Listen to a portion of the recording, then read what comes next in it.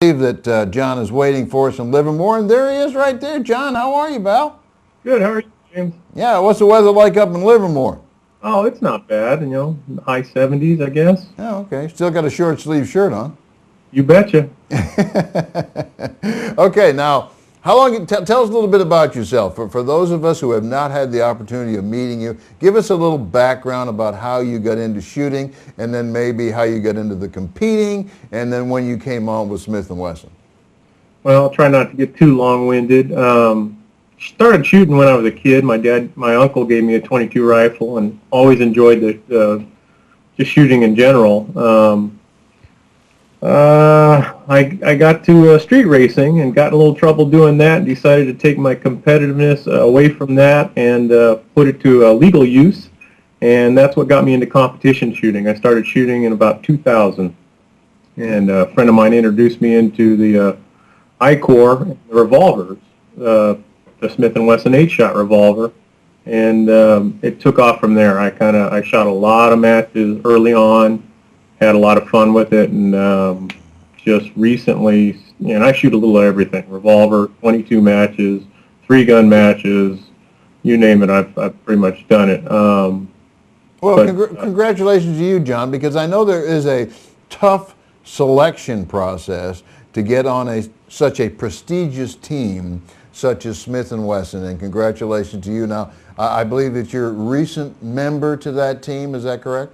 That's correct. I just started shooting with them a week prior to the International Revolvers, the Smith & Wesson International Revolver Championships down in Morro Bay in June, and that worked out real well. I mean, I've been shooting revolver for a long time and working hard at it, and it kind of finally paid off. Got to become a member of the team, and was lucky enough and had a great match at the International Revolver Championships, and I was able to win limited class for my first match shooting for Smith & Wesson, so couldn't have done any better there. Yeah, now I'm looking over your shoulder, and if I'm not mistaken, it looks like you've got some guns on the bed there behind you or somewhere? I got a few there, a couple 22s, because we talked down at the Ruger match where you filmed that there, the Rimfire Championships, and I've got my pistol here, I've got a couple rifles and stuff. Come on, show me that pistol. Show all of us that pistol. Okay, there it is. There we go, right there. Smith & Wesson 1911 chassis or frame with a Tactical Solutions conversion upper, so it's shooting 22 caliber. That's what I used at the match there. That's, I think, what you had on the video. And then for the rifle, I used the, it started out as a Ruger 1022, and ended up with a Tactical Solutions barrel, a Tactical Solution muzzle brake, a Trigicon red dot sight on it, and all the bells and whistles, and that's for for the rifle stuff. Now, what was the sighting system on the pistol again, John? That's a Seymour sight, which you see a lot of the open class guys using, which is a red dot. Okay. And it's one of the widely used sights out there. Okay.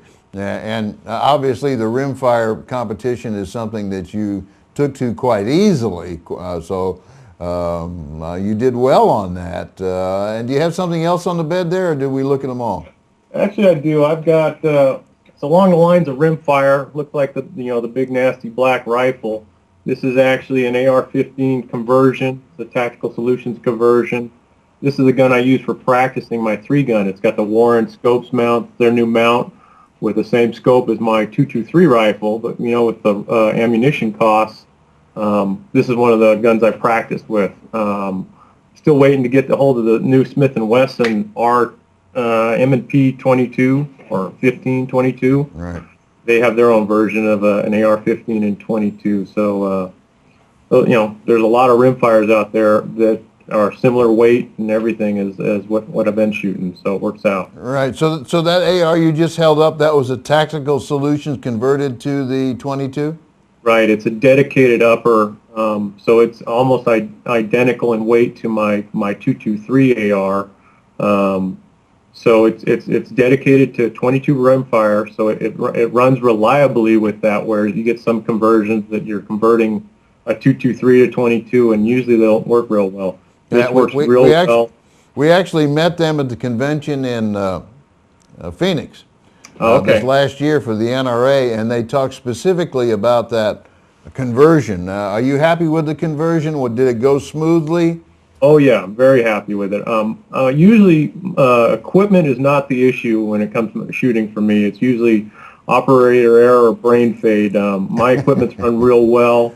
That the Rimfire Championships, I had an ammunition issue that cost me like 2 major death jams.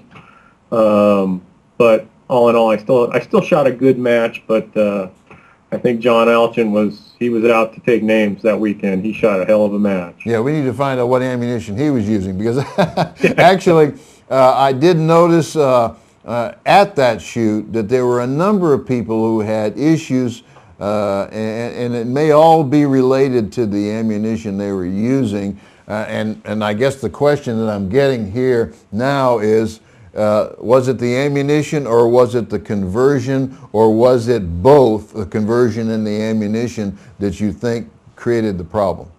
Well, I've run this conversion at the Steel Challenge, which is another steel shoot, rimfire shoot, and the last 2 years, 300 rounds in the match or whatever, and I've had no issues with this conversion. So I'm not going to blame the equipment. I kind of want to lean towards, with all the hoarding of ammunition going on and the manufacturers maybe running 24/7, I think the quality control we might be getting some stuff out there that wasn't as good as we were getting a year ago. And I think that's what I was a victim of. I don't know for certain, but I really felt like both jams was almost like a light charge, not enough to cycle the weapon properly. Very noticeable from what I had been shooting. It was different tone and everything. So I'm leaning on the ammunition issue, and I had just purchased it when I was in Vegas for the Handgun Nationals.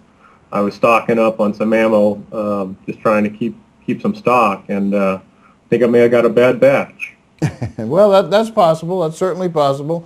Now, aren't I going to see you again this weekend? Because we're going to go up to the state match in Richmond, California. Are you not participating in that?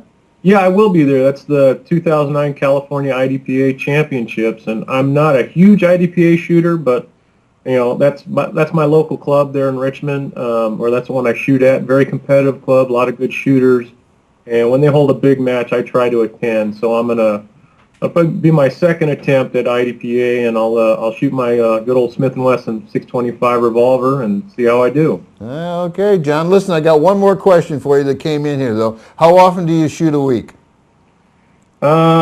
Used to be 2-3 times a week. I'm working 2 jobs now. I'm working part-time in the gun shop, which is costing me more than I'm making. But probably once a week now, and usually it's shooting a match. I'm not getting out and practicing like I used to. Okay, so are you shooting 500 rounds a week?